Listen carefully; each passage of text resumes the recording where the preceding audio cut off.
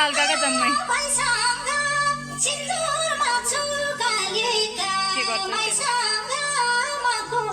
टिका लगाइदिए त बहिनीलाई लगाइदिए बहिनीलाई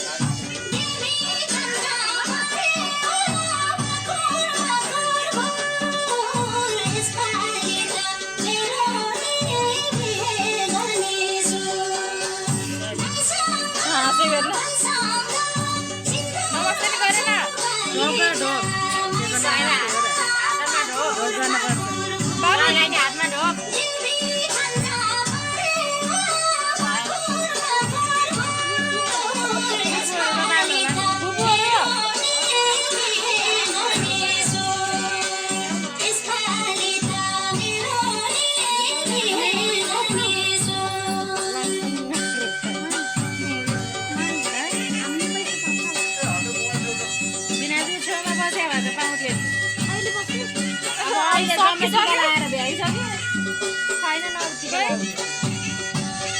अघि त्यही गरे भिनाजुसँग बस्छ भनेको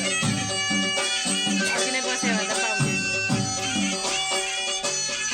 जम्मै टिका लाएर भ्याएर अब बसौँ रे के मैले नि पैसा पाउँछु बसौँ रे अघि नै बस्नु पर्दैन अघि नै बस्नु पर्छ